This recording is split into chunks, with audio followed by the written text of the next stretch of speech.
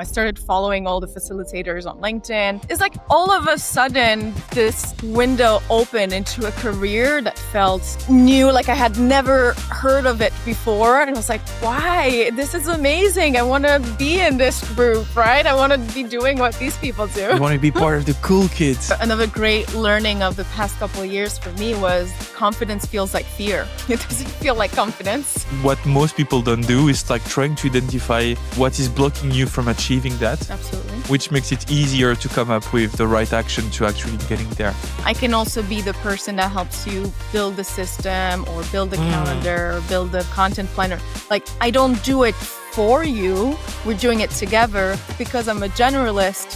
I'm not a specialist coach. So there's enough of my skill set that I can bring in. I would say most of the time I don't like the process, and you will hear all those time this advice like you need to enjoy the process, otherwise you're not going to make it on the long run. Workshops are important as a format, and for me as a facilitator, as a tool to design the experience. They give a pace. How does facilitation plays a role in actually what you do? And why you're using that way to get where the client needs to arrive? So, welcome to another day, another workshop. Today, I'm really happy to welcome Silvia Coco, also known as La Creativa. Sylvia is a brand and business strategist. She designs and leads workshops, experiential retreats, and strategic journeys that help micropreneurs and teams gain clarity, make better decisions, and build ambitious visions. She doesn't fit into a single box. Sylvia works at the intersection of strategy, communication, creativity, and facilitation, and she uses all of these skills to help micropreneurs structure their ideas, offers, and direction without losing soul or momentum. Without further ado, let's welcome La Creativa. Hi. Thank you Hey, for the great Sylvia. intro. How are you?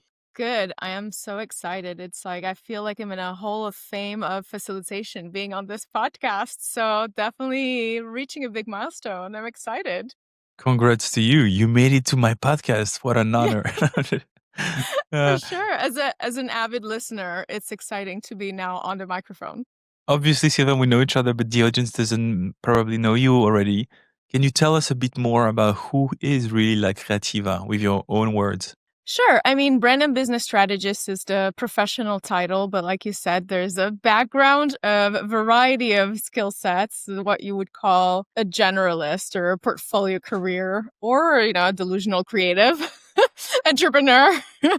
I've done a ton of things. And for the most part, I would say the fil rouge is communications, so branding and strategy being asking why behind all of these things. Why are you positioning a certain way? Why are you reaching a certain audience? Why are you doing what you're doing? What's your purpose? And yeah, all the why questions. I'm the person that always wants to dig a little deeper. So all those big questions. Just to think about it, I'm already scared like that you will ask me those questions. Okay, that's Yeah. amazing. And what I like is that you succeeded to find a story with all those different skills and hats. How did you do it? Well, there's a point, this is actually a funny cop-out answer, but there's a point where I decided I just do not fit all these labels and the one explanation, and I just gave up trying to do it. So I think it's just about being who I am and getting in the conversation. Like that, I have a big philosophy of like listening first to the person I have in front of me, and then using the skills that I need to use to match the needs who's in front of me, essentially. So the label is only useful for being out there, write your LinkedIn tag or description, or we operate through these things to simplify complexity. But the reality then in the work is much more varied and ample, I guess. So it just flows as it flows. I like that because it reminds me one of our conversation or maybe one of your LinkedIn posts about like embracing the fact that you're a generalist. I think like for years we've seen like the importance in the market to be an expert on a specific topic of like choosing this linear, journey. And I can relate to your story because I've I have different background. I've done different things. And like at some moments in my life, I'm like, well, how does it make sense in a, in a career? And like seeing you sharing, like, it's okay that it can actually make sense in a certain way. Like it's managed some of my own concerns and, and misconception about careers. I think it's two elements. One is awareness of, yes, these titles, these tags are, like I said before, right? They simplify a certain complexity and they make it catchy. It's a hook. So that's why we keep wanting to have one. There's an awareness of like it's needed in some form and in some context. But on the other side, I mean, I haven't really gone into the full story, and maybe I can talk about the arc, but essentially I've only understood how much I could contain in hindsight. When I was in my 23-year-old or something coming out of college, I also was going like everybody for what did I graduate in? What can I do? How am I valuable in the job market? When you're looking for those first jobs, right? You're trying to already present as good enough at doing one specialty, like one thing that can get you started, get you going. But throughout the years, because I've always needed to be an entrepreneur and lead myself in a way, and choose my path and design the opportunities that I wanted to take. Like I've always been very proactive in that sense. I just did so many things that were so varied that it's only after 10 years, like I would say when I was in my 32, 33, that I looked back and I was able to say, okay, what are the common threads? What are the patterns? What are the things that compounded? And what are the things that I can just say, oh, well, if you need this, I also have one little experience in my portfolio about it, right? And then also, I guess, a bonus third thing is when you have this approach, you know that you're a learner. You know that you're curious. You know that if there's something that you don't quite know as a specialist, you at least can scratch the surface and become aware and find a person who can support you. So that was also the missing confidence piece, when I felt like, how do I describe what I do? It's like, it's fine. It's fine to say that you can do multiple things. When I know that I can't be the specialist, I'll hire a specialist. And now I feel satisfied with how it is. And you know what is good about this? I've read this article saying that in the age of AI, where like knowledge and expertise is almost becoming a commodity, like what the world needs in the future is actually very good generalist. So what may have been seen as, limitations in the past, like are today opportunities. So that's like, I wanted to share that. For sure. It's important not to be dispersive, right? Like we want to try many, many things. And then there's a moment where you got to ask yourself, what's your vision? So not necessarily the one path, but at least a direction. So you can put your energies to flow in a way that moves you forward and doesn't just move you in the hamster wheel. But I'm definitely in favor of these roles that are a bit more transversal, that allow us to break the silos, that see opportunities to connect some ideas and dots that others that are more specialist by nature might not do, right? So it's complementarity, right? We need both types of people and we need them to work together. It's a very big tangent, but yes, since you work with entrepreneurs and you are an entrepreneur yourself, do you think there is a link between this curiosity for many different fields and being a generalist? When you are an entrepreneur, in a way, you need to be also like to work on different type of things. Do you think there is a link when you look at your clients? Well, I go back a little bit to the root of the word, right?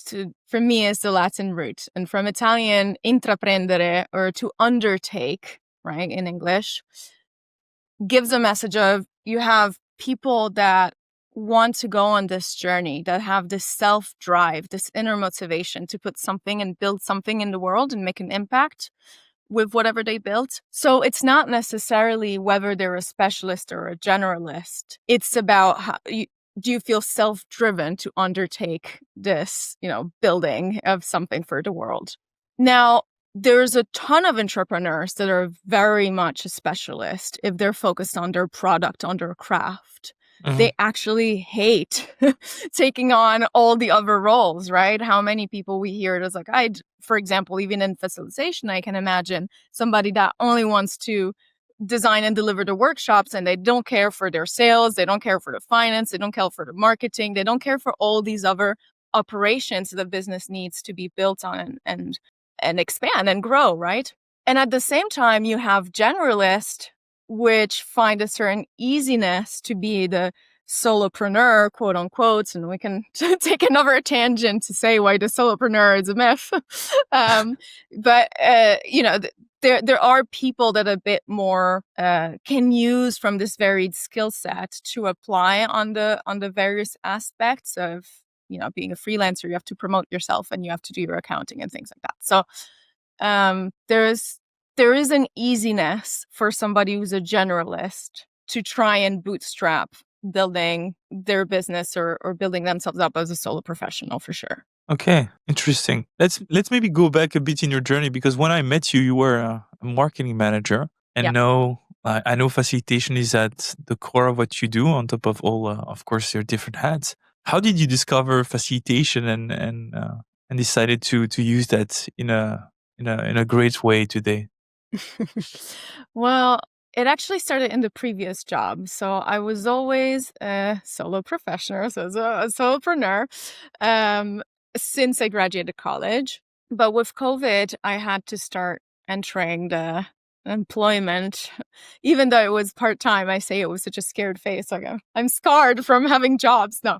But I had to take these jobs. And the first one I entered as a design lead. So really going into sort of the graphic design skill set. And slowly, even in that role, that's when you become an intrapreneur, right? When you undertake even inside the companies, slowly in that role, I evolved into also be sort of leading a whole portion of the business. And that required a lot of project management skills. With project management, I discovered, wow, I actually love working with other people. Before it was like this illustrator designer who just wanted to be left alone and do her craft. And I mean, to some extent, right? Then the reality is that I did a bunch of things.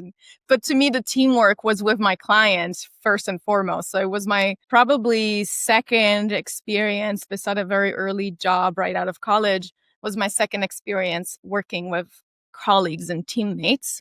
And I realized, wow, there's something cool about this. There's something cool about helping other people solve their problems and figuring out ways that communication is more effective in certain ways, in certain people, in certain contexts. So after that, I really decided to sort of formalize the project management aspect, and I took a course. And then that opened the first door, which led to design thinking, through agile project management. And then I found out Facilitators Corner's first cohort on workshop design. It was a great opportunity, and that's where we crossed paths. I started following all the facilitators on LinkedIn. It's like all of a sudden this window open into a career that felt new, like I had never heard of it before. And I was like, why? This is amazing. I want to be in this group, right? I want to be doing what these people do. You want to be part of the cool kids. I want to be part of the cool kids. And there were elements of design, right? Like since I started designing the boards, there's a visual element to that if you want to push it. There's the learning, behavioral sciences, and the communication again, like how do you get messages to come through and to emerge, and people share and communicate between them and things like that. And then there's the hosting, which was maybe more of a personal preference, let's say. Like I love one of the best compliments somebody can make me is call me hostess with the mostest, right? Like if you come to a dinner party, I always deck it all out, right? I love being, that's the Italian side of me as well, right? I love being the host. The great host. With facilitation, there was an element of creating that space for others where then you're not shining, you're not the leader, right? You're just a host. You're just creating the space for others to enjoy themselves. It's funny because when you say that, I just I had a flashback of actually one of your first message on LinkedIn, and you were talking about that. That's funny. All my friends are telling me that I'm such a great host, and I feel like there is a link. I can still remember. You also shared me a TED talk. Do you remember? No, I removed that. But if you please remind me. No, I need to pretend I've watched it. It was this Italian guy who did some amazing work in Africa. Oh, Ernesto Cirolli. Well, I now it's in Italian. She knows him, obviously. Look, we now collaborate officially.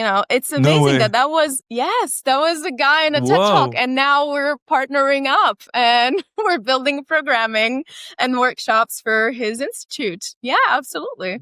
Congrats. That's so See, cool. that's amazing. I can pat myself. It's amazing that was already in the air back then, and now it's sort of a real thing. Did you visualize it before? Because I'm sure we're going to talk about visualization today. I don't know that I visualized it, but it was something that felt like that is such an impossible dream. And then I just went after it. I have to say my partner played a big role. He started working with Ernesto, and that opened the door. And then I started working with Ernesto and his partner Martha. And so, now there's a beautiful relationship as well, besides the professional aspect. But it's amazing to think that when we started talking, it was like, oh, you should totally hear out about this guy on enterprise facilitation. And guys, now it's not like I met Sylvia 10 years ago. Yeah. So I'm really happy for you. What a great achievement. Like from watching his TED Talk to working with him and building a strategy. So I cool. mean, this past few months, I've developed a whole content series, let's say, and it's called Delusional Done. And what a great example of something that was totally delusional, probably back in the day, to imagine I could work with this person to now we're actually, partnering up. Wow. Thank you for reminding me that. My pleasure. And Sylvia, like, because apparently we prepared this episode and I asked you, like, how would you like to define yourself? And obviously, as like Creativa would say, like, you want to put a word on exactly what you do. So you're like at this intersection of like being a coach, a consultant. You also call yourself a copilot without making any links with a crappy AI owned by a big multinational. Like, yeah. How did you felt about that? Until that multinational made this copilot a big name in the industry, I was using that for the most part. I'm pretty happy. But the idea behind it was, the model of the work with you instead of work for you. So it was a moment where I was shifting as a designer from being the person that you go to get a new website or a new logo. Because I was in those packages, like anytime I was taking on a design job, I was already doing the strategy. I never delivered a website just because the client said so without asking all the whys, right? So without asking, why do you need it? Who is it for? How does it convert? Like whatever piece of design you need, there's always an aspect of strategy behind it. And the reality is that many clients are unprepared on that, or they think they have enough information, but then they didn't really invest internally to develop it. And if they're solopreneurs or micropreneurs in general, they're small businesses, they might not have had the knowledge themselves to know how to dig deeper into those questions. So it was a moment where I decided, okay, I'm less interested in being the web designer or graphic designer, again, the specialist in the design craft, and more of the thinking partner, the person that's going to help you find out the things that will really make an impact. And that can be applied to design and communication and your communication plan, or it can be many other things which are about work-life integration. So Copilot represented this idea, this metaphor of I sit by your side, you're the pilot, but I take the wheel and I help you adjust course, essentially. And then you have the control this whole time, but when I also get off the plane, you know how to keep going by yourself. So it was also a process of making you able to to keep flying, keep being a pilot. You just adjusted the course. The consultant, coach, facilitator, we go back to what we were saying in the beginning. They're titles that carry a meaning that in a way simplifies the complexity, but in the other also boxes you in. If you're a consultant, you're expected to, have a sort of a way to work, and I just come in and I tell you how you should be doing it. If you're a coach, you're just asking the questions, you're just guiding without any doing or action taking. The facilitator, there's this, it's maybe a little bit more open where there's, the making things easy. I go back to the Latin roots, right? But the facilitare is to simplify for others. So there's an element of the coaching maybe, and then there's the whole sphere of workshops. Mentor, I wasn't quite a mentor because I'm trying to be paid. So there's all these there's all these titles where eventually I just decided, I'm just Sylvia. I'm La Creativa. I'm a creative person with a varied skill set. When you start talking with me, you notice that I can go and ask the right questions, and that's all that matters. All these roles I take out of my hat. Like a magician, right? Like when I see that I need them, it's all tools that I can go take from my toolbox, and workshops are part of that. Yeah. But I think I understand why it's important, because people are lazy. They are not going to make a lot of effort to try to understand what you do. You want to make it easy for them. I'm not going to say it in Latin because I don't have your accent and my Latin is quite rusty.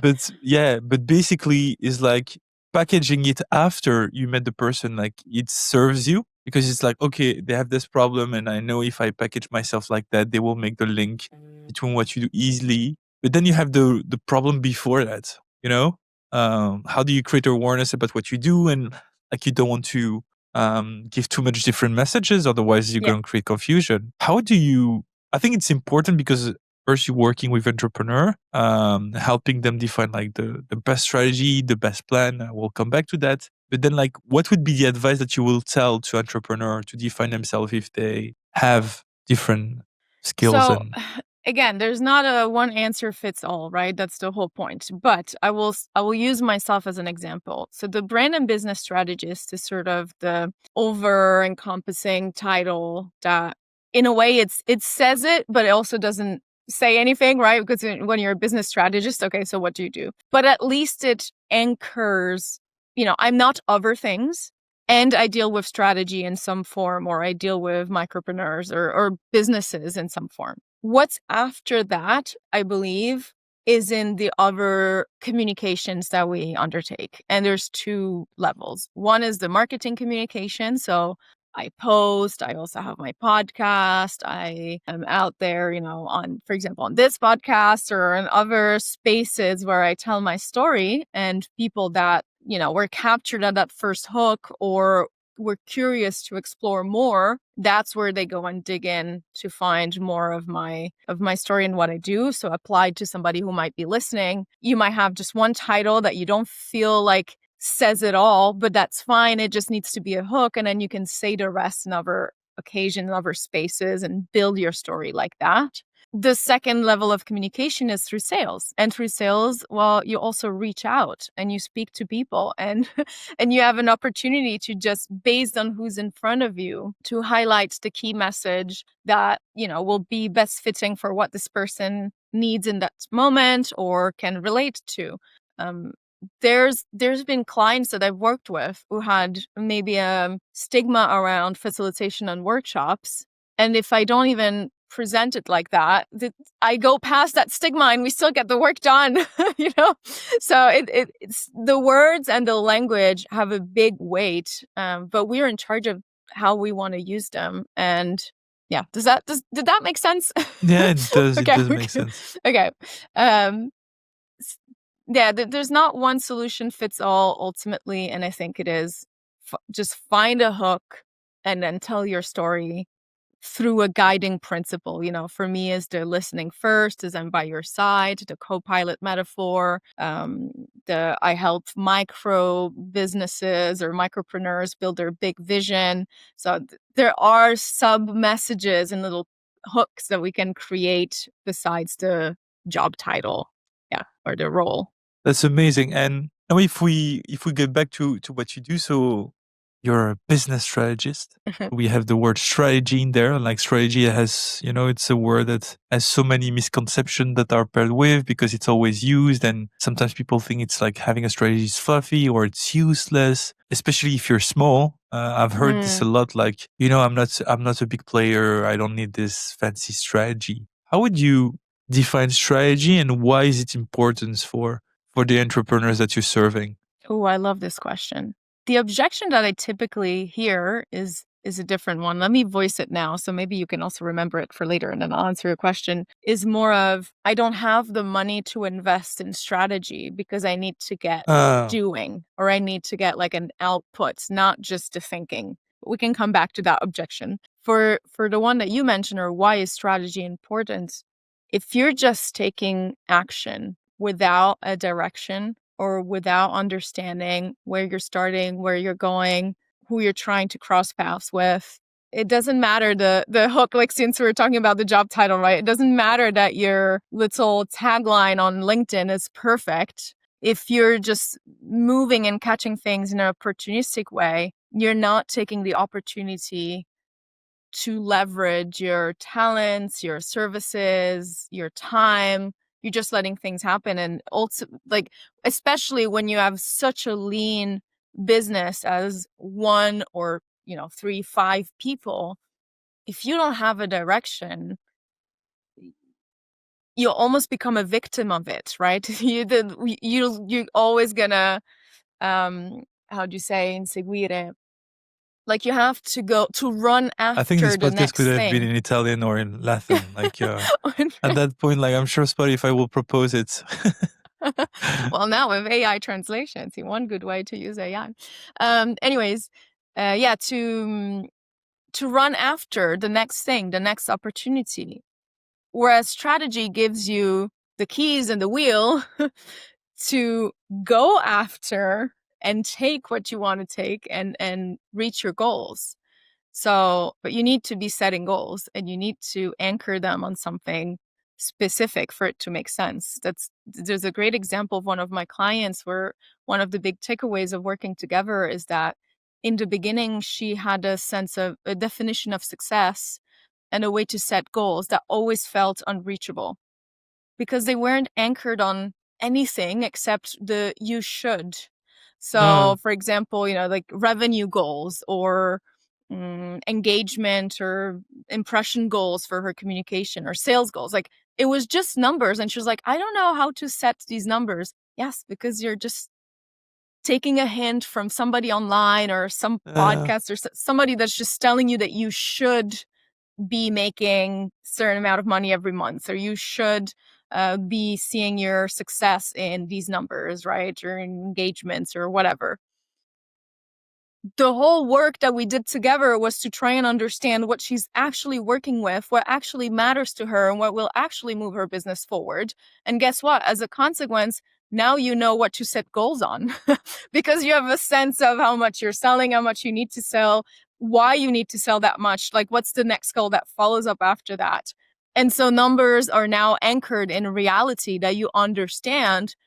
And because of the objectives are much more easier to reach, you can keep yourself accountable, you know what to track, and you're moving towards goals that you care for and not goals that you think that you're supposed to reach. Yeah, I love that. Especially, I think, I don't know if there were studies, but like when you define your why and like it become like you're self-aware of why you're doing it. And then you have this strong motivation and even ownership of taking the actions you define you will do because you have that clarity. And also resonates with another book, my favorite book about strategy, Good and Bad Strategy, where it says like, I guess you know the book, right? Yes, I haven't read it, but I know the book, yes. Yeah. So basically it's summarize what you said, like a good strategy relies on a good diagnosis. So the starting point. So you said like it's important to know where you're starting from, where you have what you have done in the past. Then you want to define and simplify because it's way more complex, a direction, which can be like your purpose, your vision, a set of goals. And then like what is like what most people don't do is like trying to identify what is blocking you from achieving that. Absolutely. Which makes it easier to come up with the right action to actually getting there. And this is why I often see like, oh, I'm gonna do 200K next year. And you look at their business and they've done 20K, which is like, Right. okay, they need to multiple by by 10. And if Yep. you look at the past growth, like they never done like, I don't know, more than 15% growth. I'm not saying it's a bad one, but then you really need to have a strong plan to be able to do something you never did before. Right.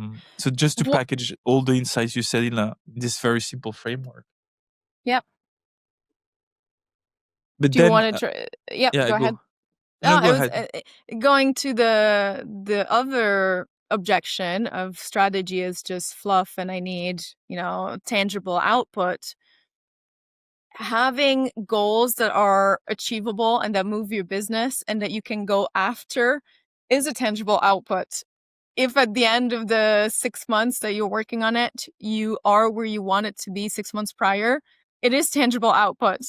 And understanding what you needed to do to get there, again, is tangible, because it's not just, me telling you again, like where sometimes maybe the consultant, the classic consultant role, if you think like the big ones, I mean, they don't really apply to the micropreneurs, but the many consulting companies, they might say, oh, you should be doing this, or the market trend is that, and so you need to align to this. So they come as the experts telling you, you change to meet what we tell you is the right thing to do. Whereas my Oh, it's approach so is good. much more, it's so much more rooted in the person and the individual and what that person needs. And many times, an example is the moms that think that they should juggle both the business and the family equally, and that there's a way to make it all happen. And then, and then you're exhausted and burnt out and you hate everybody and your business, right? That is the worst case scenario. But a few steps before that, it might be just an exercise of understanding where, what is your real capacity? How much are you trying to earn? Like where in this season of your life, that's another thing, right? Like we tend to always think as if there's a stable continuum and we have the same energy and attention for everything, but we don't. So even just understanding that, and then seeing, okay, since you were talking of the exponential growth, right, from 200, but you have 20. Let's say that they said 100, right, which is a bit more realistic. So that they want to earn, or sometimes clients tell me, I want to double my revenue. Okay. When you look at it like that, even though it feels very ambitious, it also opens up the possibilities of, with my existing capacity, my existing offers, and this goal, what do I need to create to fill that gap for revenue? Totally. So if you're somebody that's like a coach and tends to take only one-to-one clients, you might want to look at what are the opportunities of earning if I do a group cohort, or what are the possibilities of earning if I do a Scaling product. the Yeah, so like varying up your income stream, and then often when you start doing that, you also realize when your one-on-one time is part of an ecosystem in your offer, it's more premium because it's where people have most of you, and so it also starts realigning a sense of value and value ladder. pricing that we have, right? So strategy does give very concrete outputs. It might not be a well written out copy or a content calendar, but it does give you systems and processes and objectives and vision on where you need to go to meet your goals. Well, there is a lot in your answer, and I love it, Sylvia. So let's unpack. I think first I want to react on something you said. It's so true. It's like you've listened to an advice on a podcast, or you've seen someone talking about their success on LinkedIn, and then you're just going to reproduce. Mm-hmm. It's like those guys are not necessarily in the same situation where you are. And I've seen that a lot in the business space, like, I'm going to do my website. I'm just taking a very simple example, but it can be replicable for everything. I'm going to do my website like this. And it's going to be converting because this is how Apple is using it. Yeah. But this is like, yeah, but Apple is known by everyone. They can take assumption that you already know what is an iPhone. So the focus is less on awareness. And like, you're just like trying to reproduce something that is not working because Apple is not at the same situation that you are. And to give you an advice, to the audience, like, and I think I stole these tips from Jake Knapp. We're telling, like, if you want to take example for Apple, for example, but then go back where they were known and try to see how they did something to actually get the attention, create the awareness and stuff like that. And I think in the era of like someone like following a lot Alex Hormozy, as you know, is like, I'm not going to do the same strategy of Alex Hormozy for his book in his launch than I did for mine, because it's not the same starting point. I don't have the same audience. I didn't give goodwill for 4 years. So I need to find another strategy to be able to do something else with what I'm trying to achieve. Right. And that's a great advice. I love that. I wouldn't have thought of it. There's still things that we can learn from observing what others, the most successful versions of ourselves, like people that might be a few steps ahead or things like that, what they're doing. Again, the strategy, though, is not just trying to copy paste and then see how it goes, but it's understanding, what am I testing for? What might I need to improve? What goal am I trying to achieve? Because then even if you copied it, even if you started from a templatized something design or whatever, to start, you also will have a sense of, what do I need to iterate? What do I need to improve? And how can I judge if it was good for me or not, and then adapt from there? Because it's also hard to start from a completely blank canvas. I understand that. I understand why it's comfortable to, look at what others are doing and copy it.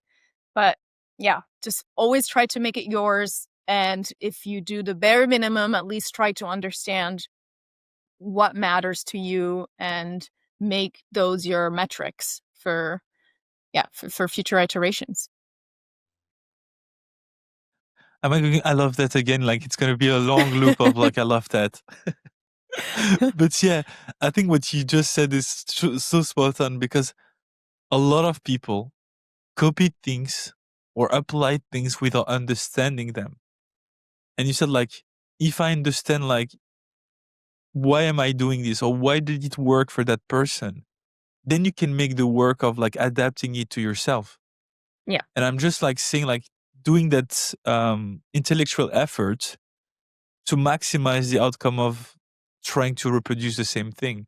And an advice that you gave earlier is like, I don't have problem with ambitious goals, but as you said, you need to come up with a different plan. Right. If I want to do multiple by 10 instead of 2, then I need to pull out things I never done before. Yeah. And then of course you can take inspiration, but it's like all these things. Okay, if I want to go big, what are the new doors I can open? How can I scale while still having the same constraint? Like you mentioned, like there is only, I don't know, you were talking about work-life balance and stuff like that. So I guess there is only 40 hours in a week. How can you max them out to achieve this ambition? If not max them out, but how much time, and maybe that's another common mistake in this parenthesis of the real capacity, is that if you only think like, I have this big block of hours and what's everything I can put in it, you're still not balancing, you're still not integrating. It's much more powerful once you start breaking it down and thinking, or I'll give you an example. When I take a one-on-one client, I need at least an hour after 1 hour session to unpack the notes and prepare any follow-up material and make sure it's all updated in my database, because if I leave it for later, it's just never going to get done. So I've learned that about myself. And then it's just energy recovery. Like, I can only take light tasks after such an intense session. So that needs to be booked. So that means that when I'm calculating my capacity for how many one-on-one clients I can take, it's not 8 per day. I'm now maxing out my 8 hours with taking one-on-one clients. So if I know this, then you backtrace, how many hours are left? What other operations do I need to do? I need to do sales. I need to take a certain amount of hours for marketing, certain amount of hours per admin. So it's only when you start planning and taking into account all these things that you can master your time, and that's strategy. That's Wow. having a plan. I didn't imagine this from like Creativa. I was like, so she has systems. she systemized her day to day with those type of things. It's a great I'm a advice. weird mix of both. So actually, there is a lot of structure, even Yeah. though like there is a misconception that creative people are just like are going with the flow and they're not organized, which is my case Well,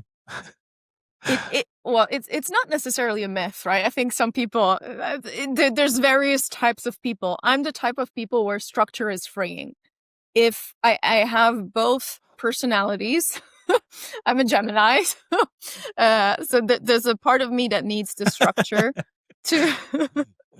There's a part of me that needs the structure to know how. That's a hard one to phrase.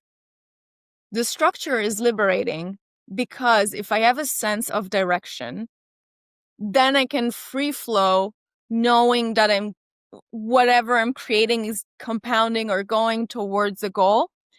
So again, the importance of the goal setting, right? And then I have systems that help me do things that parts of me would dread in a way where I can just take off my brain. I don't have to think about it. I don't need to motivate myself to do it. There's just a system, and I just know that I need to follow the system. You see what I'm saying? Yeah. So I'm still a very I'm very, very creative, right? I'm still somebody that loves to experiment and I'm a very to try new creative. things. I can, Yeah. I know that. Like people I you made don't it know, by but business like same. like Sylvia, she made art that made it to the Louvre. So like she's really creative, like inception of creative. Okay. Oh yeah. I went from the children's book to the facilitation, like so many things. It would need a longer episode, but I don't think that's the purpose of today's No. chat. And we need that to assume that our audience care about you, which No. which they No. probably don't. I'm just kidding. If they see me on video and they see this face, I don't think I scare anybody. I'm like a fluffy bunny or something. A rainbow is my logo, so I don't think I scare anyone. Okay, Sylvia. So this is the beginning of the year, and actually there are a lot of entrepreneur facilitators who's listening, freelance facilitator are listening to that. Mm-hmm. What would be the advice that you would give them, like to start 2026 on with the right elements to make this year successful? I mean, we kind of have touched on these things specifically, which is the auditing and goal setting. So I think it's always a good time and beginning of year, although it's not the only time. If you're stressed with a million things, don't go stress yourself with also having to set your goals in January. But take a moment, at least in the first quarter, let's say, by March, to assess your growth and the growth of your business and assess where you're headed. Understand not just where you're headed next month or in the next 6 months or even in a year, but what's the bigger vision? What is the most successful version of you that you can imagine, and dare to go after that, which might not all happen in a year, but you'll be surprised that there's things of the most successful you that you can implement right away, just in an MVP form, right? In the minimum viable product form, there's things that we can do right away that we only dare to dream. So yeah, and I think that sort of fits with how I approach the strategy, which is you can be a little delusional. You can dream something that might seem impossible, and then just backtrace the steps to get there and build up the confidence slowly through action, not just because somebody told you you're also supposed to be confident, right? Another great learning of the past couple of years for me was confidence feels like fear. It doesn't feel like confidence. I mean, at some moments, yes, but when you do something brave, you don't feel like a hero. You feel like, oh crap, you're out of your comfort zone. You're doing something scary. When I went back after COVID to being a full-time solopreneur, again, there's a whole parenthesis there, but a business owner, let's say full-time business owner, I remember everybody being like, oh my God, good for you. How amazing. You're so brave. And I was like, my legs were shaking. I was like, did I count my numbers right? Do I have enough savings? Will the clients come?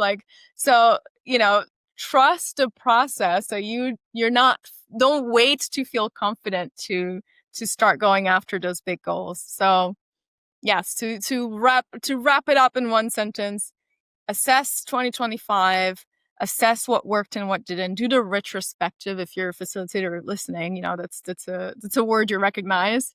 Do the retrospective, and then do the vision and goal setting for the long term, the year, and then sort of the milestones quarter per quarter, and only really try to plan 1 month ahead, because life gets in the way, and more than 1 month of detailed planning is It's a waste of. probably, is not going to stand. Yeah. First, I think I remember, and also when you were discussing about the importance of dreaming big. It's something that you often see, and I'm sure we suffer of that, especially in Europe. Especially when I work on vision with teams, I always look at it and I was like, seriously, guys, this is ambitious. And I think we shouldn't be afraid to do it. Look at you, now you're working with the guy that you were watching on YouTube. What would be the advice that you would give to people to dare to dream bigger? What did you find is a misconception that preventing them to do that? What's preventing them to do that? Well, it's hard to get outside of your comfort zone.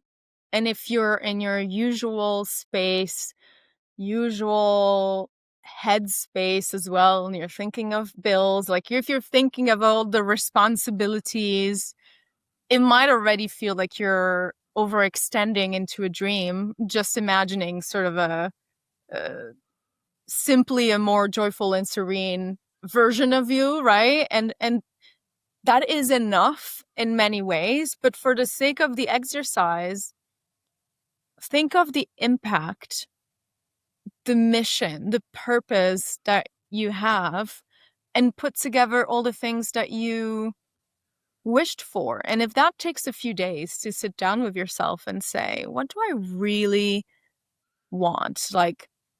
They might seem not related. It might be that you want to have a successful in-person business, and at the same time you want to have more time for your family. Those might not seem related, but then you'll connect. Once you have them all together, you connect the dots to make that a vision of how your business needs to be shaped to bring those together. And then I think to remove the limiting beliefs around money. When I went through my first sort of vision exercise with let's say a coach. I mean, it wasn't officially a coaching session, but somebody that guided me through the exercise. It was funny because she said, how much money do you wish you had in your bank account? And I said the number, and she was like, only that? And it threw me off. I was like, what do you mean? You can't do nothing with that. Think in millions. What if you had millions? What would you do then?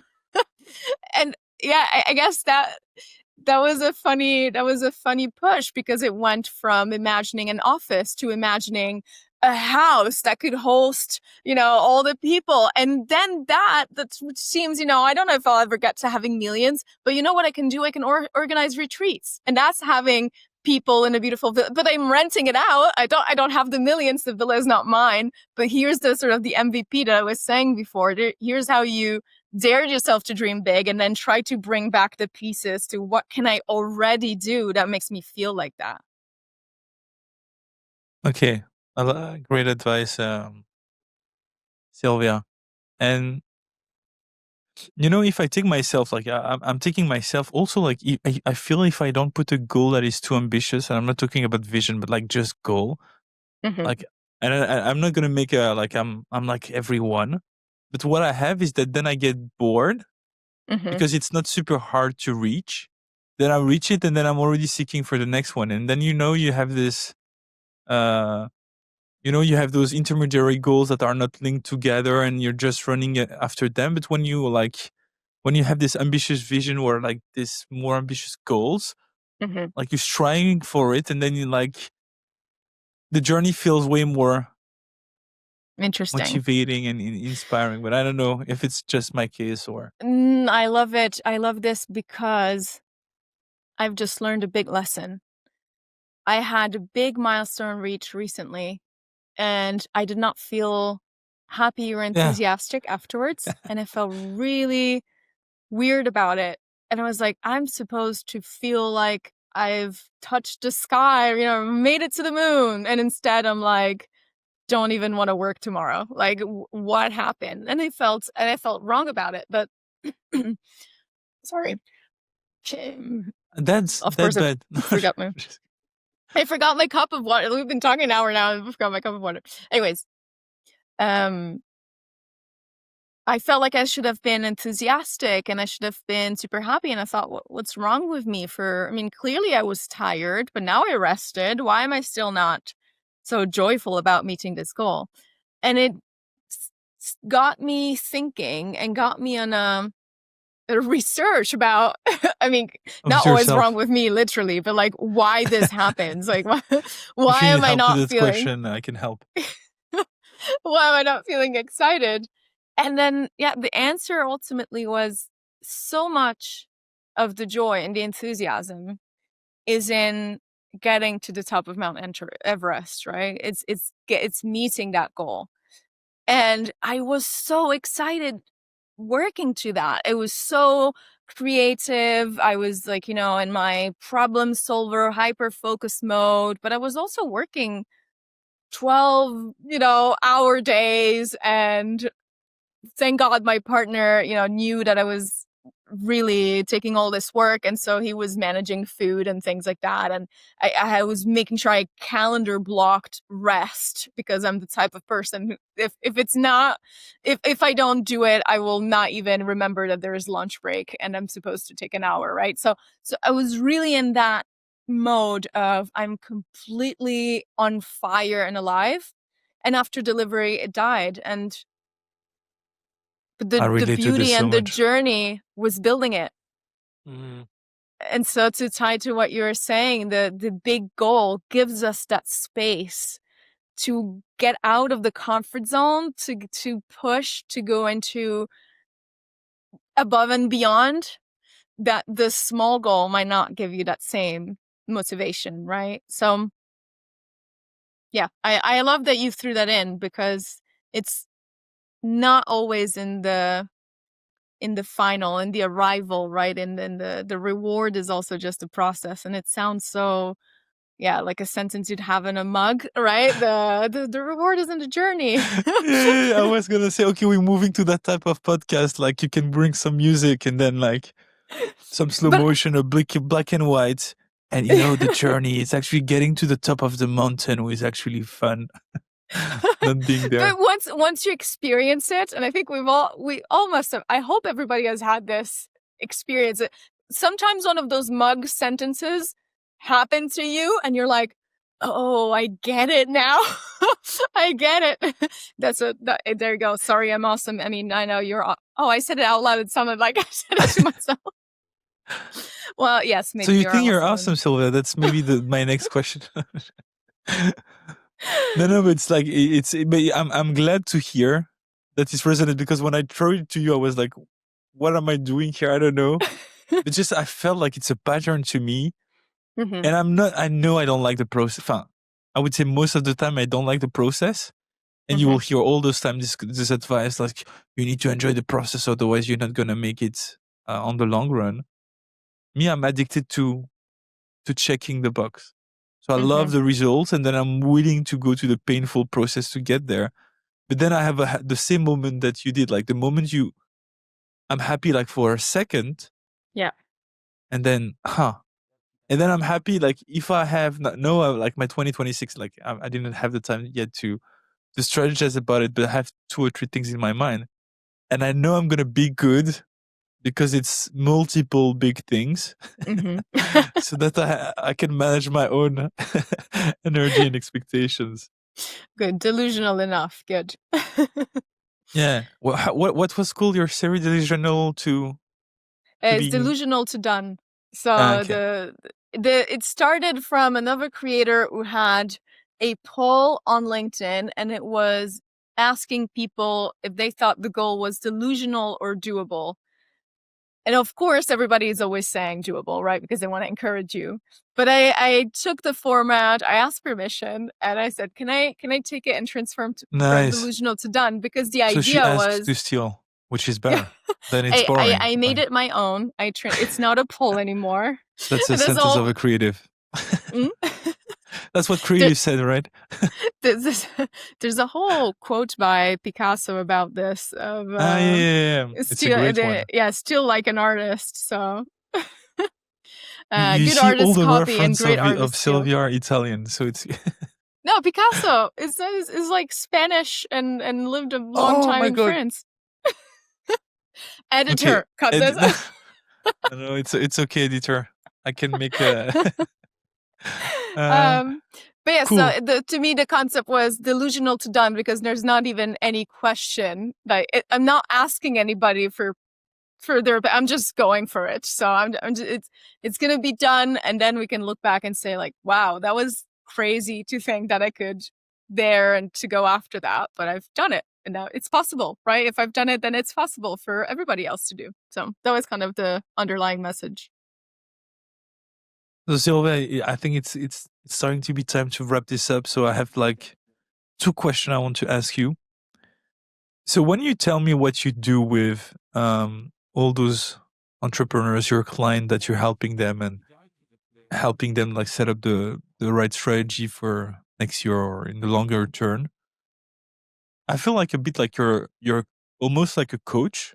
Mm-hmm. That would be the definition I would give myself. How does facilitation plays a role in actually what you do, and why you're using that way to get where the client needs to arrive?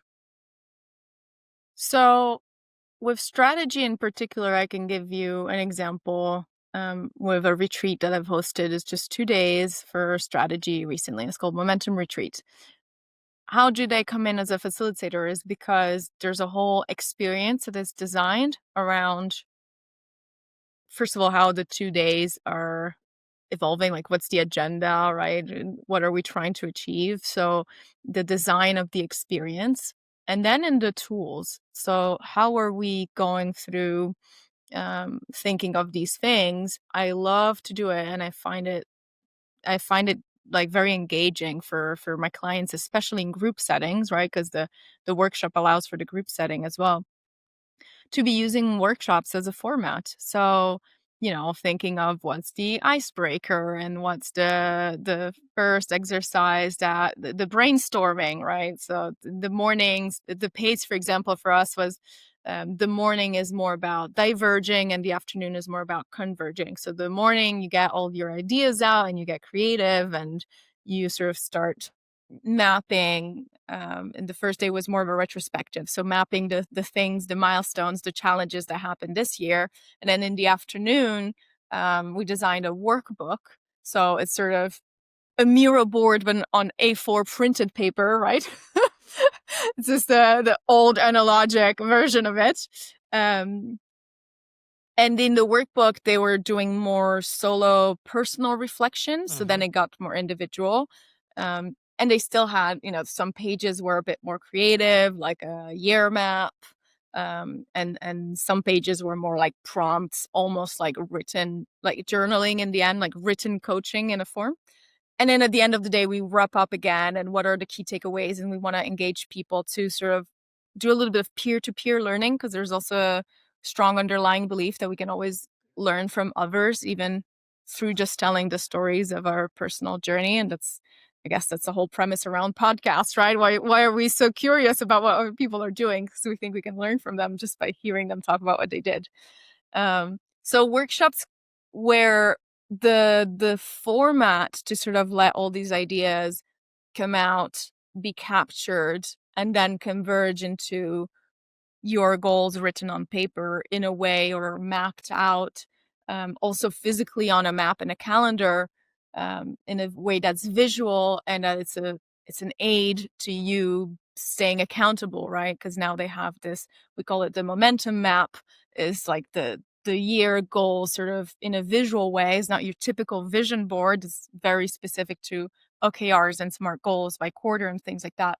But you can put it in your office, and it's always like top of mind, right? That I'm heading that direction. Or, another thing is having a vision word instead of having the whole list of promises around New Year's. Just choose a word and make sure that your decisions during the year relate to the relate to that value, to that promise or that direction you want to give yourself. So yeah, things like that. So workshops are important as a format, and for me as a facilitator, as a tool to design the experience. They give a pace, right? So yeah, I hope that answered your question. It does, and Okay. I like the fact that you illustrated with an example, and also because I also been helping some coach integrate some facilitation, and I believe what is really interesting is this thing of like making people realize by themselves what they really need to do, and I think there are already great coach doing that by asking question Mhm. and making sure that people draw the conclusion themselves and define what they should do. But I see a lot of like you see like the person you were talking about, like you should do millions, you should dream big. So Yeah. of course, as coach or facilitator, we need to open perspective, make Yeah. them realize that it's possible. But I think it's so strong when it's coming to the person itself, because then there is like more ownership, there is more motivation to get there. I made a LinkedIn post recently about that. It's called reactance. When you Mhm. define some, like even like I take my example, I know I need to lose weight. My Mhm. doctor is telling it to me, my wife is telling it to me, but if it's not coming from me, I'm not gonna do it. Yeah. You need to find And your like own purpose behind it. Yeah, your exactly, own I need to motivation. find it's a So maybe compete. So for delusional goal, compete in bodybuilding by 2027. that would work for me. Like that's always how I tripped I trapped Mhm. myself. But again, like no, it's about choosing your battles. Yeah. Not coming to that, like we're not going to make an intervention on my No. just an example to illustrate like this. You should do that, and like Yeah. realizing yourself that you need to do it, and then because you made that realization, the why is clear, but Yeah. then you will be more motivated to actually doing the hard work to getting there. And that's Absolutely. why I really love the facilitation angle when you're coaching and when you're helping people do strategy. Yeah, and the to top it all off, the other element, I guess, is then from a skill set, and then that's why it's like I'm neither a coach nor a consultant nor a mentor, but uh, to do it You're not a with mentor you, because you wanted it to be and then paid. I remember that. It's so funny.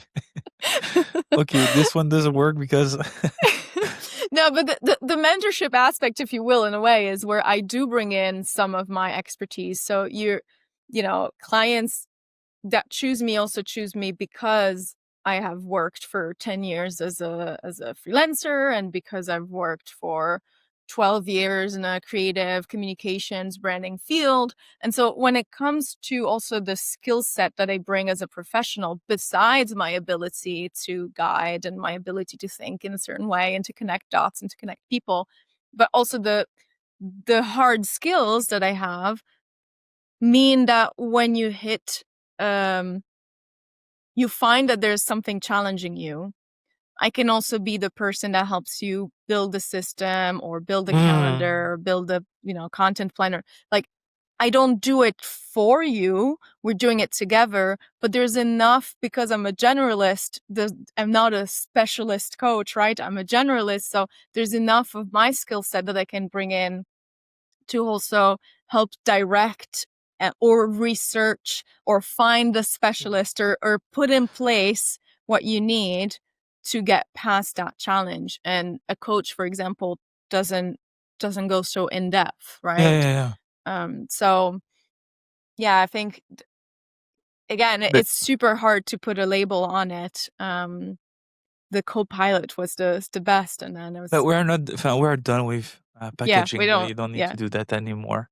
yeah. No, that's funny because if we just focus on the facilitation space, there is this thing where as facilitator can facilitate anything, right? Like Mm-hmm. you bring the process and the expertise is in this room. But what I realized after accepting any type of gigs is that where you really bring value is when you're really familiar with the topic.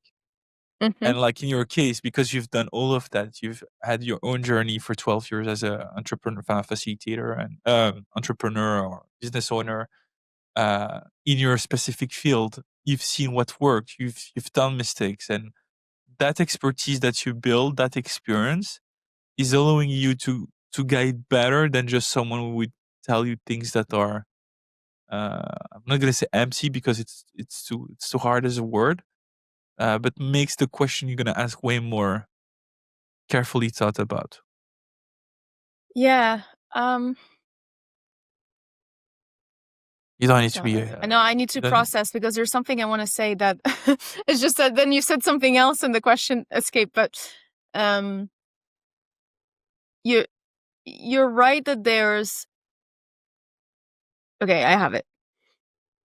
There's something beautiful about the rule of a facilitator shouldn't try to be the person guiding the conversation a certain way or shouldn't go in as the expert because that muddies a little bit the result in certain settings. However, like you say, if the skill sets that you have, the expertise that you have allows you to ask better questions, of course, don't be manipulative. Otherwise, it's just another way to frame the same mistake. But if it allows you to ask better questions, it allows you to also move forward in a better direction. Problem solving starts at problem setting. If you don't know what you need to solve in the first place, you're not really solving the right thing, right? So, or solving anything at all. So there is a fine line. There's moments where it's important to not let your skills get in the way of telling people how they should do certain things, for sure. So that the save yourself as a facilitator and the guide. And then there's other situations, especially in strategy work or in if it's not a team setting and you're one-on-one with the person. So you have the possibility for that to be more of a conversation in the end than a group exercise. Then yes, the expertise allows for knowing which questions to ask the person that you have in front. To take an example which happens to me a lot, like imagine I facilitate something in my field and I see that they are going into the wrong direction to achieve the goal they aligned on. Then it's like, okay, I have enough knowledge to know it's probably not the right direction. So how can I make the group realize that this is not the right one without creating a bias and pushing them towards the direction? Then it's just like connecting the dots easily for them, like reminding them why we're trying to achieve this goal, why is this goal, and giving them enough space to think about this decision they were about to make again. And if you give them all of that and they still like choose the wrong direction, first you don't know. Yeah, And it exactly. can work, but then it's obviously like this is the game. Like then you should let them do that mistake, or actually win and show you that there is other ways. Because of course we all have our opinions, and then I will let you react. But then you as a coach, what I believe is a great way to put this out there is like, I've seen other clients do this, and this is the type of results they get. And putting it this way, you share return of experience, things you've seen, but you're not in that position. You should do that. Yeah, exactly. You definitely don't want to be in a you should do that unless you feel Unless like you if really there are millions to win. well, yeah, unless you really feel like you want to step in as the expert. And from the situation that we've seen from the beginning, right? I'm more of the generalist. Like I don't want a position as a specialist. So maybe what I will say is I wouldn't do that, but I rarely say you should do that. So, you know, if a client shows me communication that's all over the place or wants to invest a big amount This of is my money into logo. I choose that green. What do you think about that? Yeah, and then you learn from and then you came back and told me, yeah, I shouldn't have chosen that green. Perfect example. It's a small story. Like I pick my logo, I show it to Sylvia, and she's like, "Oh, it's great, but you know this green is gonna look ugly when you're gonna print it." And I was like, "Oh, I won't need to print it. Don't worry about it." Then proceeds to do a whole design deck, a workshop deck. Yes, you always need to be prepared. So yeah, that's an example of where my expertise maybe gives me a bit of foresight. And so when I'm asking the questions of like, are you sure that's the right color? Because you might print. Oh, but I'm not going to print. But actually, if you ever want to productize or if you ever want to, have an event and do something in person, if you ever want to have a gadget, you told me that, by the way. I told you that. I know. That I remember. I was like, no. I love the screen. Okay, but jokes aside, yes, I think definitely don't do the you should do, because then you step into like either you're paid for the client, like delegate something that you do and then you do how you think it should be done, or if the client is coming to you for, if you're a coach or if you're a facilitator, somebody's coming to you for guidance and for leading an experience, then you're not there to have the answers, you're there to guide them to the answers. And to the examples that you were saying, the how do I not manipulate to go in another direction is what, I think you already do this, right? I'm not, but in general for the audience is you want to open up the possibilities. You want to show that there's alternatives and not say that you should take one road or the other, but have you considered, or what if, or, sort of ask the follow-up questions that might show that there's other paths that they could go down on. And then we vote, okay, now you have these 2 or 3 alternatives. What are the impacts, consequences, effort, however you're measuring, right? To each of these options, and then make a decision based on your metrics. Now, the real world is not often this clear, and the fact, like, I've been in scenarios where then, right, the CEO has the last word, and it doesn't matter that the whole team came up with a beautiful ideated way to go to market, that ultimately somebody is just putting a boundary and you have to work around that, right? So yeah, that's the point where you just remove your ego. And like you said, you just say, well, I tried to take your own journey. I don't have all the answers anyway. Maybe this will work best for you. And how can I best assist you? If you're really internally thinking it's going to be a disaster, to damage, to limit damage. What's the next thing I can help you so that you land soft? Yeah. If you want to go down this road, how are you going to measure, what are the boundaries? What are the milestones that are? So that's where I try to go, at least myself as a facilitator and a coach. Yeah. You don't want to impose what you think is right. People need to be on their own journeys. And again, as you said earlier, if people are working with you, there is a reasoning. Like it's because they relate to your journey, or you're in a specific field. What I've noticed, because I'm also a consultant, and I've always been between those two roles, and I think sometimes there is also room for you to take more the consultant role, because of the feeling you have with the client, because the client is showing you that is really open to actually what you believe. And I think, especially in the long term, like if you've been working with teams, with the same team for a couple of times, you're starting to see patterns, you're starting to relate to the big problems that they always encounter.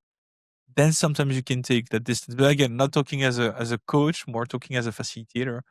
But I think it was an interesting ramble that we went for. No, but I'll just touch on one thing to close this parenthesis. It comes after. It's not where you start. You've had a relationship with those people. You've met them. You saw the patterns. That's when you feel like you can come in to say, Yeah, hey, I definitely. can do it for you. It doesn't start at the top. So I think it's still, it still wraps up nicely in the role description that we're sort of putting together through this episode in the end of this multi, how do we even say it? Like this part coach, part consultant, part facilitator, part experienced designer. In French, we call this le mouton à cinq pattes, like the sheep with 5 legs, which is not every client is looking for. I'll It's actually start us coming. another It's time. coming from Latin. El mutone.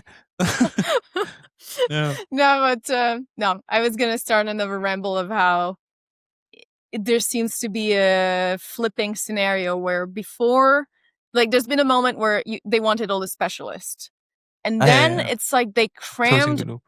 You're supposed to do everything in a job role, right? So like if you're marketing, you're also supposed to be a designer, a copywriter, a web designer, no UX, no events. Like if you're marketing, you need to do everything.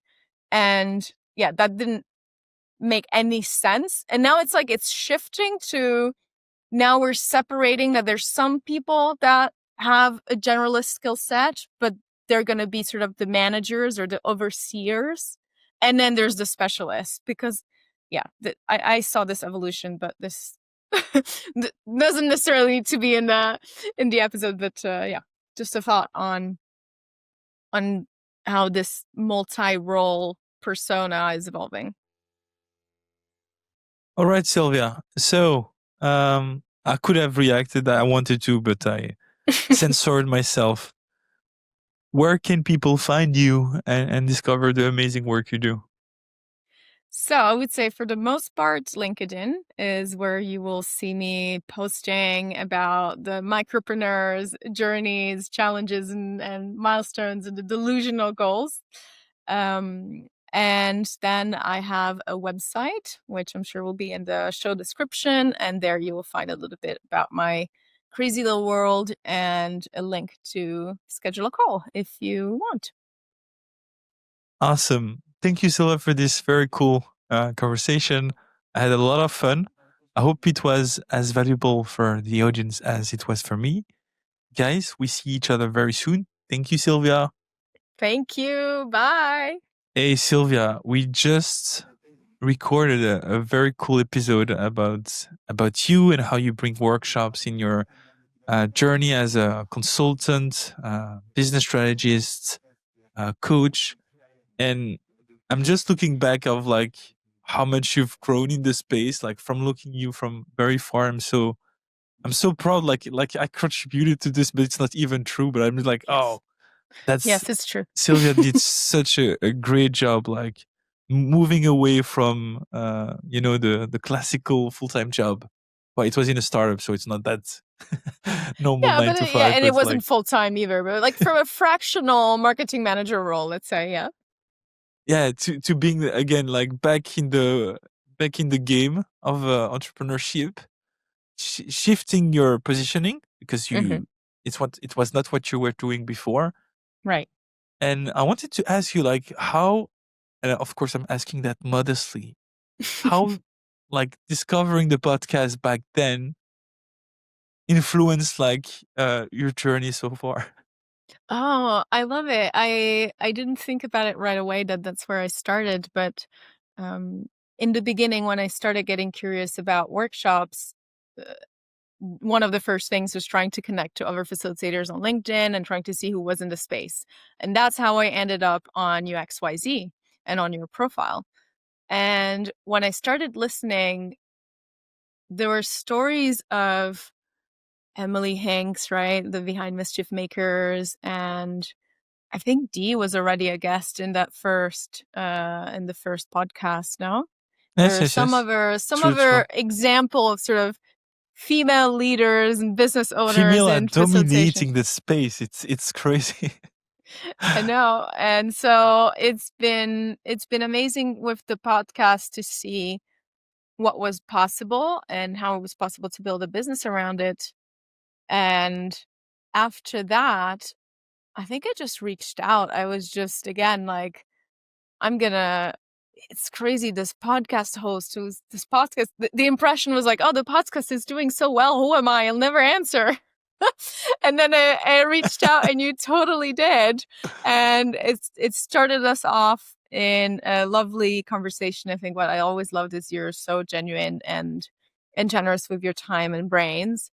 And it became clear, I think, pretty fast that there was a good chemistry and it was an interest for me to learn more about this. And coincidentally, actually, because it wasn't very long after, you were launching the first cohort of Facilitator's Corner. And so I think I was sort of the ideal, enthusiastic, energetic, ready, eager to learn candidate to jump on that pilot version and first iteration of the cohort. So it worked out wonderfully. Do you You want made me it so to? easy to me because you were sending me like the notes per module. So I could just take your notes, like integrate it into like, the documentation of the cohort. So obviously it was great to have you there. And like I'm super happy to be your friend today because it's not just that relationship through podcast host and And listener. also a mentor, I'll have to say. I mean, those who listen to the full episode will know it. This is a bit of an inside joke now, but you also have been. I was not paid. That's what you're telling me. No, but I will, I think truly the generosity, and I know that for you it was also part of wanting to over deliver on the cohorts, on the course.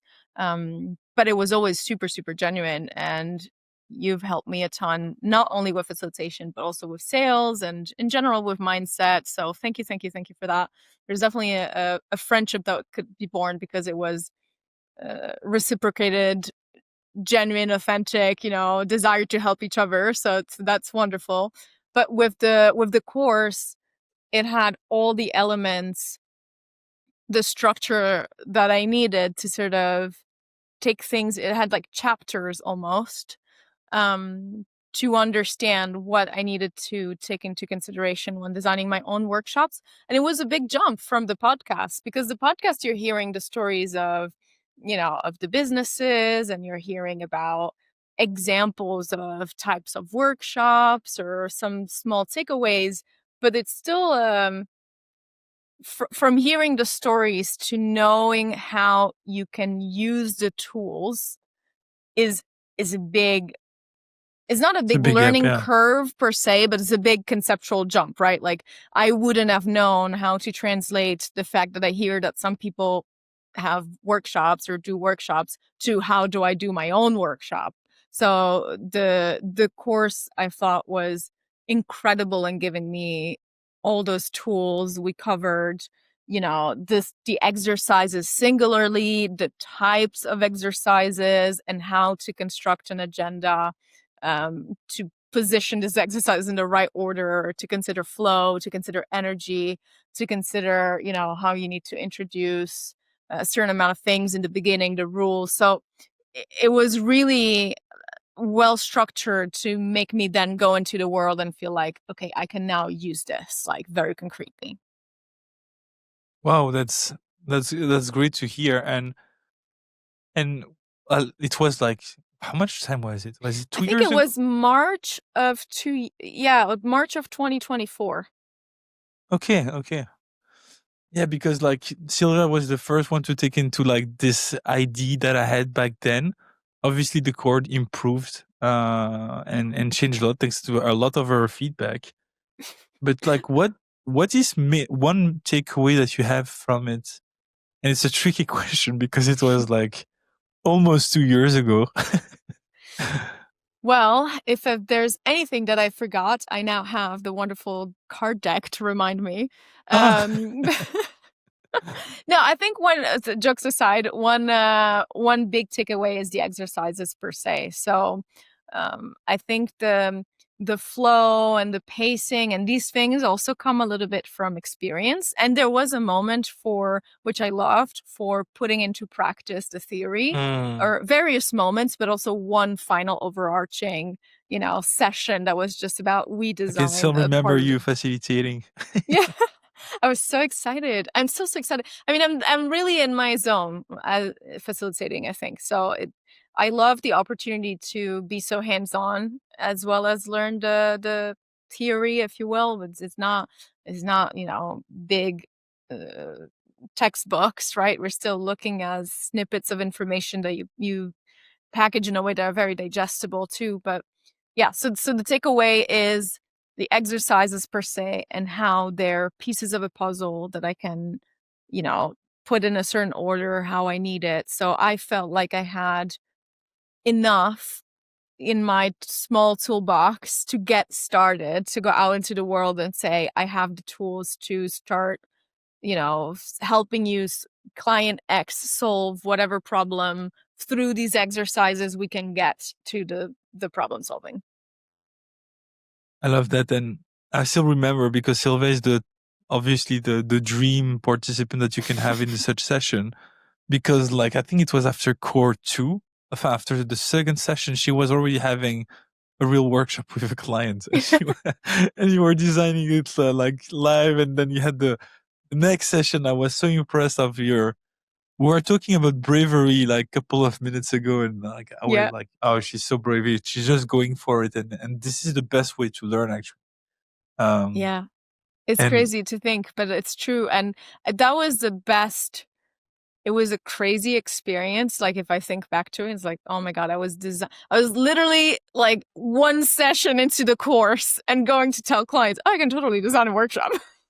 so, so who am I? But it was great actually to have you and be in the course as I was building that because I could get live feedback. So I would also encourage anybody who is already sort of started or has tried to design some workshops, but feels like they're not always in control or they don't know how to manage certain situations, to take the course anyway, because it will be a space where you can ask the questions and you'll just be coming with better questions, right? Because you have a little bit of experience. So it was really fitting, I think, for various levels of preparation. The cohort was intimate enough that you could get personalized feedback. There's always an opportunity for peer-to-peer learning. And at the same time, because you're showing types of exercises and you're showing ways to make it all come together as an experience, there's always something that you can learn or push a little bit because you might just not know all the possible exercises, right? definitely. And I think also in this session in Discord, we're always lucky to have other experienced facilitator who Hmm. also bring their own views, and then you have interesting like exchange of insights and like learning from also from the experience of the others. And at the end of the day, this is also why I choose that format of having live sessions, is Hmm. because then like first there is accountability, then you're also learning from others, and then I see also from other cohort that there are partnership, because a lot of freelance choose a lot of facilitators choose the freelance path. Hmm. And I think like it's not because you're a freelance that you need to be by yourself. And Ooh, I've are we learned this getting from into the Nazi. Yeah. I've learned the this from Nazi. solopreneur parenthesis Yeah. of the episode? The importance of like Nazi was like always talking about facilipreneurship. Yeah. Like she talked about the importance of having an ecosystem. Yeah. And I think that's so true, because it can feel like a lonely journey. Mhm. And I think like if I look at my own situation, like I've been in the business for years and a half, if I didn't have my ecosystem, I would have been less successful. Mhm. Uh, Not saying that I'm successful. I'm just saying like No, you based are on though. what I've achieved. So, and also like maybe to close a loop that we opened in the episode, like sometimes people need to do a mistake. So I didn't say that in the episode, but like we are talking about like the importance of giving advice sometimes, and if there is room, and if Mhm, they don't take it. But mhm, then what I think is powerful is that they will make a mistake, mhm. then they will realize why it was a mistake, and they will be reminded like of the lessons, like, oh, Sylvia told me it was not the right decision. I still went for it, but the insight, like the learning from that, I believe is the biggest learning that you can have compared to anything that you've learned in a book or from a Right. guy coaching you or whatever. But what I love about workshops is that they allow you to recreate that in a safe space, right? I mean, it wasn't the case of the green and the logo or whatever. Like that's our little So story. it's But not the example I had in mind. but in general, like if you're for the other example that we gave of a team and you're trying to direct them and consider other options, right? Maybe they really want to go after a certain target, but you kind of have a sense that that's not going to work out, or that they didn't assess the pain points the right way, or things, something like that. Workshops offer a space for mentally envisioning and prototyping like what the outcome is, so you can sort of get to the end of the story or guide people to the end of the scenario and say, so did it work out how you had in mind, or is the outcome not right? So I think coming back to the course and the space for mistake, the fact that were moments where we could put in practice, like try the exercises with the others, even small things you could notice, like the way of delivering. I remember one time specifically, I thought I was making a joke and it didn't land. Ah, yeah, remember. I And still then you remember. teased me. And then that stayed with me forever. It was like, oh my God, I need to be careful, because sometimes I say things without a filter. I need to be careful. It might not always land as a joke. But it's I small heard things this the like hard that. way a couple of times in my life, but Yeah, I and then still there's make that things that you mistake. never Yeah. learn. Yeah. But things like, hearing your voice, I think that was another big outcome of having a safe space to practice the facilitation. Is you think you can do it, and then when you do it, you hear yourself doing it, and you start noticing what you'd like to change. And while it's only in your head, you don't.